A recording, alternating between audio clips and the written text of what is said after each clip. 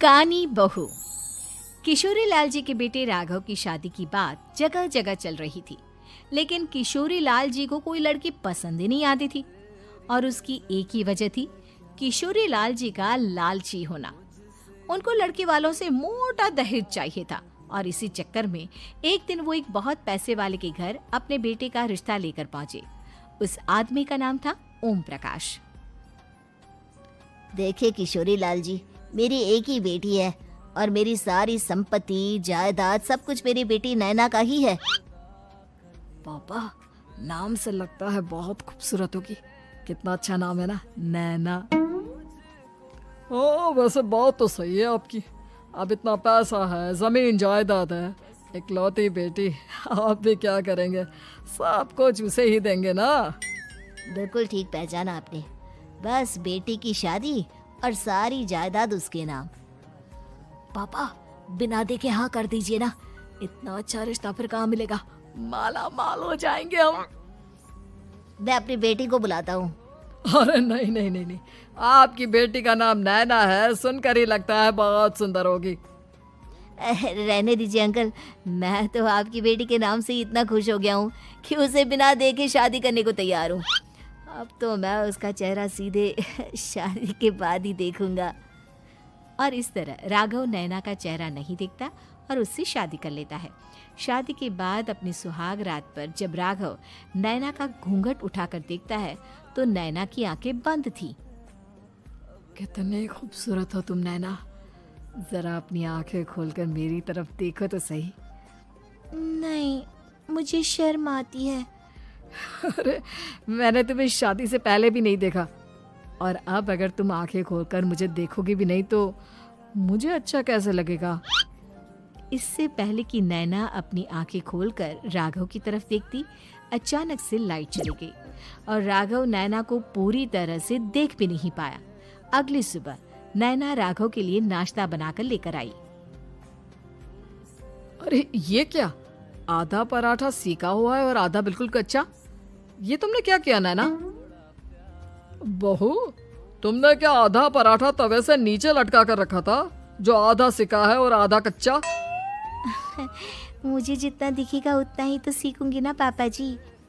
जहाँ जहाँ मुझे नजर आ रहा था वहाँ मैंने सीख लिया, जहाँ जहाँ नहीं दिखा वहाँ कच्चा रह गया होगा। इसका क्या मतलब है? ये कैसा मजाक कर रही है तुम? अरे बहू, तुमने इतना लंबा घूंघट क्यों लगाया हुआ है? देखो, हमारे घर में बहुओं को बेटी की तरह रखा जाता है, और फिर तुम तो इतना सारा माल लेकर आई हो। देखो, ये घूंघट डालकर रखने की कोई जरूरत नहीं है। हाँ नैना, पापा जी ठीक कह रहे हैं, तुम तो आराम से रहो, अपना ही घर समझो। नैना अचानक से अपना घूंघट उठा लेती है। अरे ये क्या पापा, नैना की तो एक आंख फूटी हुई है। नाम से नैना, लेकिन ये तो कानी बहू निकली। मेरे साथ धोखा हुआ है, धोखा। बिना दिखाए अपनी कानी लड़की मेरे संग ब्याह दी। मुझे कानी बीवी नहीं चाहिए।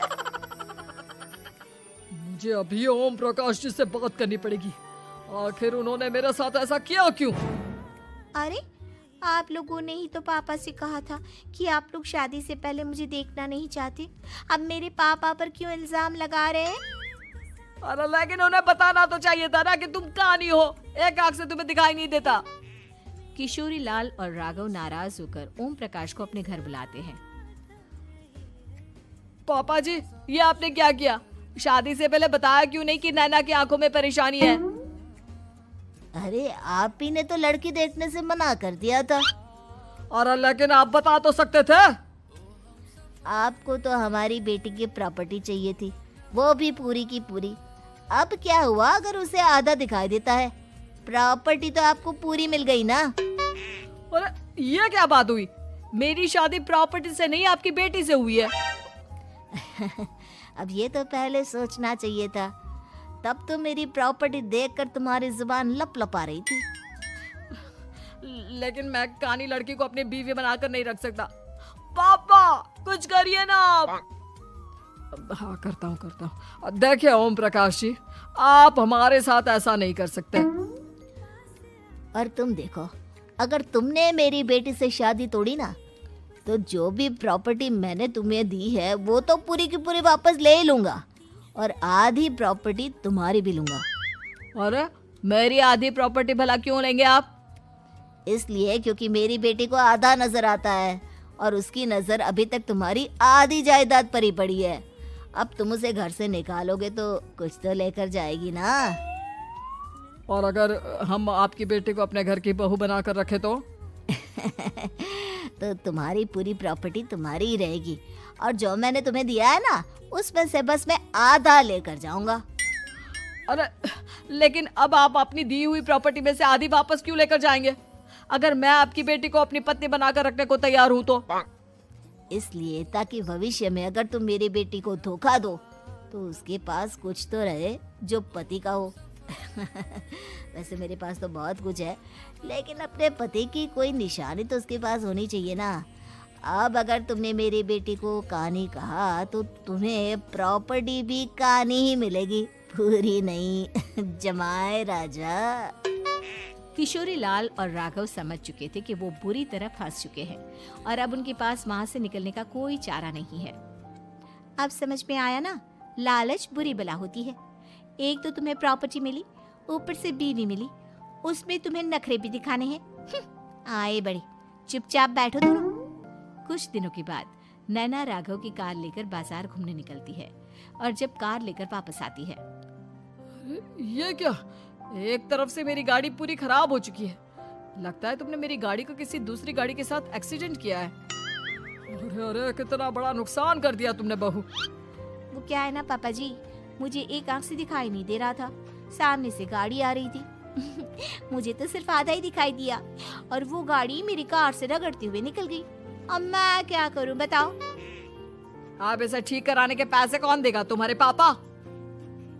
तुमने मुझसे इस तरह से बात की? अभी रुको। नैना राघव की शिकायत ओम प्रकाश को कर देती है।